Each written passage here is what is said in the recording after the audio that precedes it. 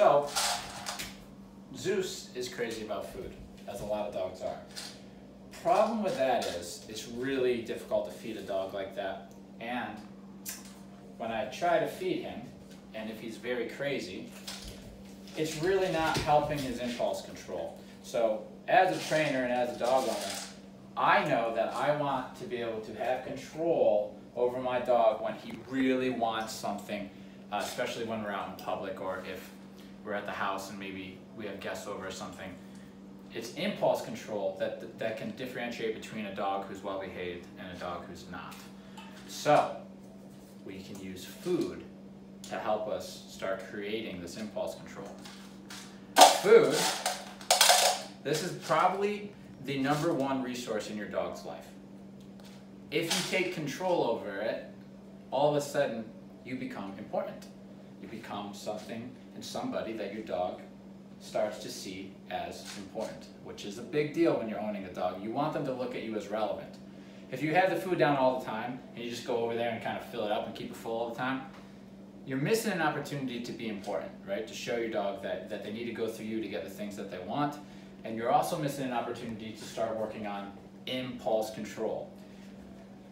Why impulse control is important is because if Zeus sees something he wants and he doesn't have impulse control, it's going to look in the form of whining, lunging, pulling, barking. I want that, I want that, I want that. Much like a little kid in a candy store who's saying, I want the candy bar, I want the candy bar, I want the candy bar, right? If you tell this kid no, he continues to cry because he doesn't have the coping skills. He doesn't know how to cope with not getting what he wants all the time. So, just like the kid in the candy store, Zeus is going to want this food.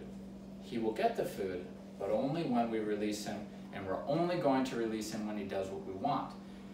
One other thing I need you to know before we get into this is whatever you reward is what you're going to get next time. So that kid in the candy store, if we wanted to shut him up, we'd give him the candy bar. But what happens is every time he sees a candy bar, he's going to cry to get it because it works. So if your dog's going crazy for the food and you feed him, you essentially said, go crazy for the food and I will feed you. That's how you get food from me, right? Instead, I'm going to say, you're not getting the food when you're going crazy. You get the food when you sit and you're patient and you're calm, then I'll allow you to have the food, okay? And that conditions the dog's brain to say, when I want something in life, if I'm relaxed and calm, the likelihood of me getting it is higher. My owner will allow me to do more things and do the things that I want to do if I do it calmly. So, yes, it's important. Okay. We're going to utilize some type of state command. So I recommend you teach your dog sit or down, okay? I mean, this is how we like to start it. You can absolutely feed your dog in the kennel once this is done and your dog knows the drill. You can just put him in the kennel, have him sit, put the food down, get eye contact, say okay, everything's good. But in the beginning, we're taking him out of the kennel so that we can guide him if needed. If your dog starts to get excited, this is what you need. You need to have no mean something, because no is how you're going to disagree with your dog's state of mind and your dog's actions, okay? So you need to condition no as a punisher. How do we do that? Throughout the dog's day, what we're going to do is when we say no to our dog, we have to give a correction. This gives no meaning. So now when we have this conversation here, and you can do it through this conversation, I'm going to show you how. Every time I say no to him, I'm disagreeing with energy or behavior, and I'm going to give a consequence. Now no is not only effective, but it's informative to him. He understands that it means you need to stop what you're doing and calm down. The other thing I'm going to utilize is sit or down. Saying, I don't want you to go after this. And then when I release him, I'm going to say, break, and he can have his food. Okay, so these are the things I'm using. But as you can see, what I require from him, and he knows it because he's been with me for a day, is calmness. Whenever a rule that I set around all the dogs here is that if I'm interacting with you, if I have you out of your kennel and I'm interacting with you, you need to be calm unless I invite otherwise, or I will correct you. That's a great thing to adopt with you and your dog. Because look what we're getting. It's not that he's not excited about the food, it's that he knows that I will disagree with his excitement, okay? So therefore, this looks a lot easier than it would have if I didn't disagree with the excitement itself, okay? If you take food out, and your dog's doing this, and he's going crazy, what you need to do is correct that state of mind. So what I'm telling you is you can correct the state of mind of your dog, not just the bad behaviors. So if he's excited and it's inappropriate, correct the excitement, the dog calms down, good. You can feed that, good. So I'm having a conversation with him. Before I even taught him how to get this food, I'm telling him, if you get excited, I'm going to disagree with it. If you calm down, I will reward you. Good. Right? Good boy. So he even is taking the food slower, more respectful, because I had a conversation with him that I don't want you to go crazy. If you remember when he came in the other day, yesterday, he was going crazy right here for no reason. It's just that he was on a tie back and he wanted to be romping all over the place. You have to learn to disagree with the improper state of mind. What's improper? Anything other than calm. Adopt that and you will be good, okay? How I correct it today is with the prong collar. He's got a leash on, right? So if he starts getting crazy, I'm gonna say, no, pop, have him relax, good. Very clear conversation. No to the excitement, consequence for getting excited, marker with a good for when he's calm, and feed when he's calm. Good boy. So this wouldn't have been able to happen without me disagreeing with the energy of excitement around food.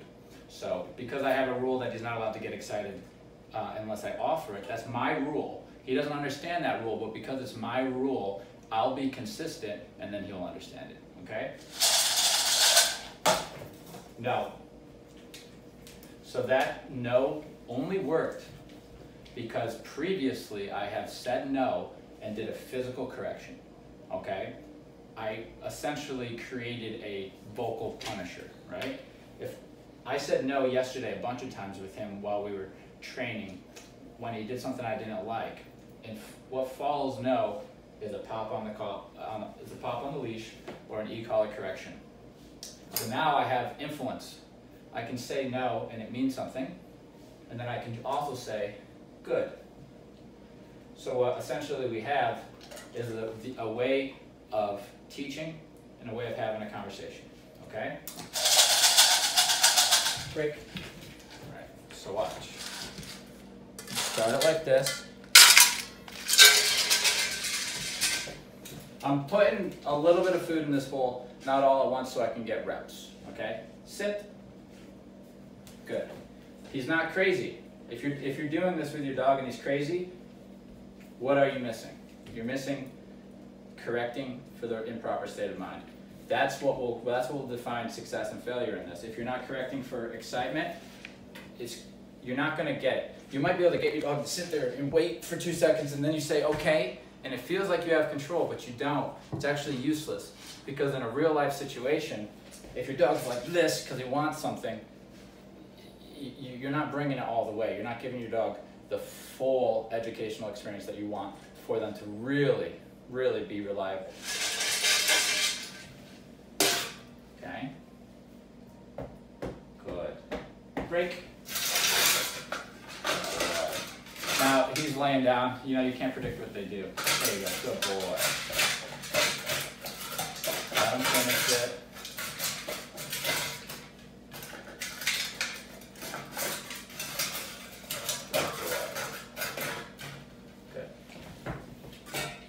Break.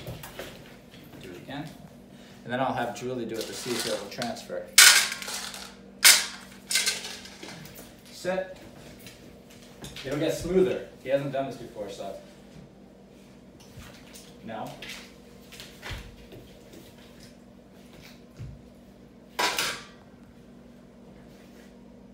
Break. Break. Okay. Good boy. Right? So you're getting a dog who's self-aware of his state of mind. He's realizing that his actions directly relate to my actions, okay? If you want something from me, he has to check in to see how am I behaving and how does that affect me getting what I want. A lot of dogs aren't self-aware. They're just reacting all the time. They're not checking in with their emotions. They're not calming themselves down. And that's because nobody's asking them to in a way that's serious enough where you actually hold your dog accountable and get what you want, right? Zeus, sit. Good boy. Sit. Good. No. Break. Good boy. So it's getting smoother and smoother.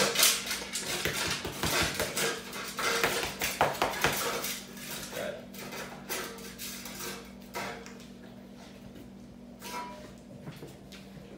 We could get fancy and add out in there too, but won't do that today.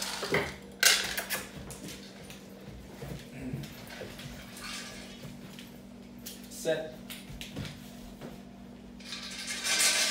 So the reason I'm doing this so many reps is because I want to pattern it. I want to let them know every time, no, no.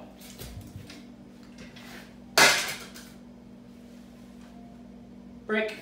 Good. Okay?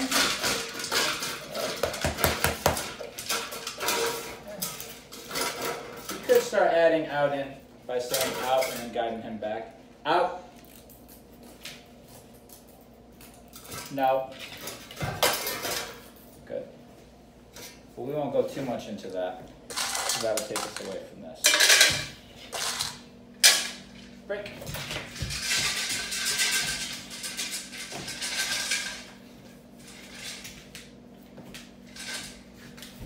Okay, so I didn't say anything. I wanted to see if he's learning, and he is. I didn't give him any direction. I just sat here with the food, and he said, how do I get that? That's right. Relax.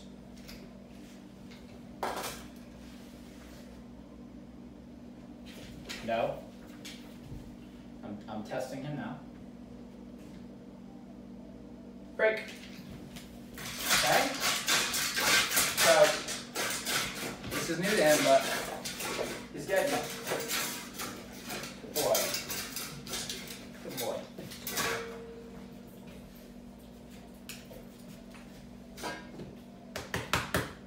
Okay.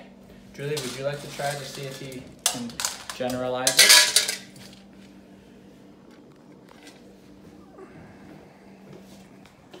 Zeus, sit.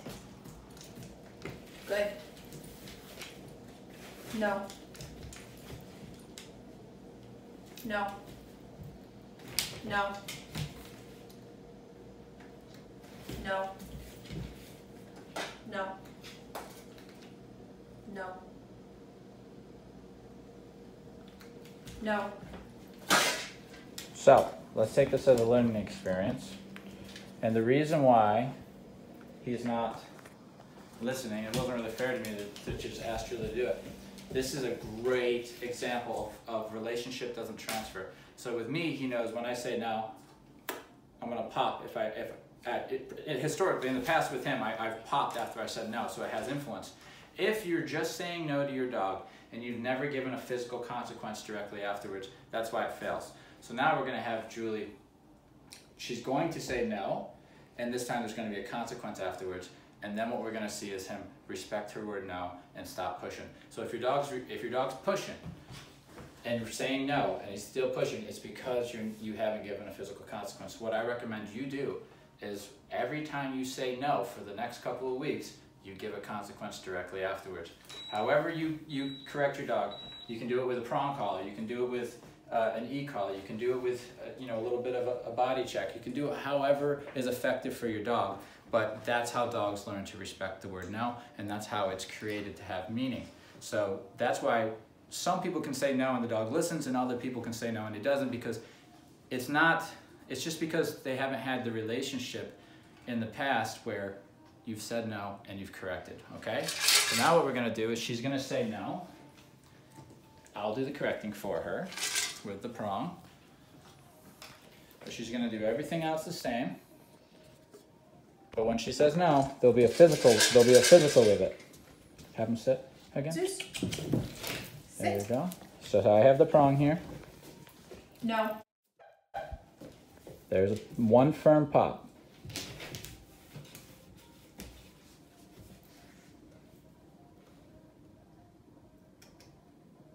Good. Break. Good. Okay. Shuffle the food to him. Good boy. You want to finish up, and we'll do it one more time after that to see what he learns. Good boy. Good job. Get him a little bit more. Now watch when she says no, it will have more of an impact. Sit. No.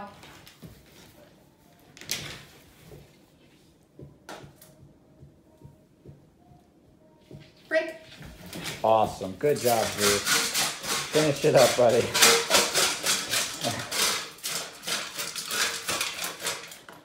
Good.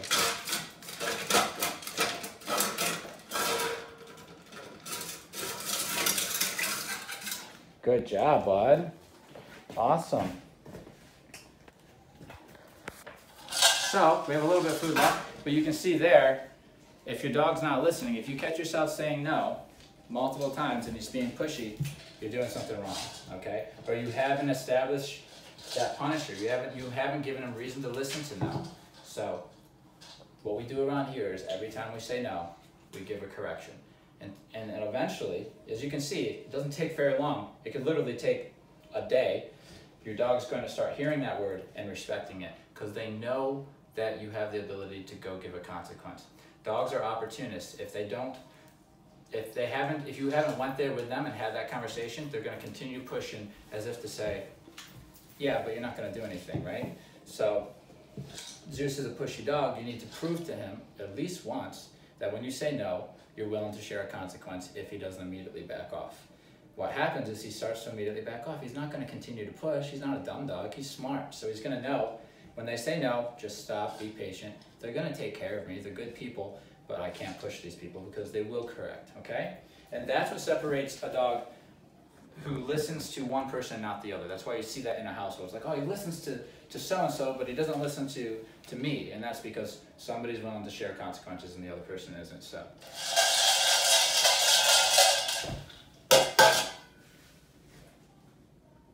Break.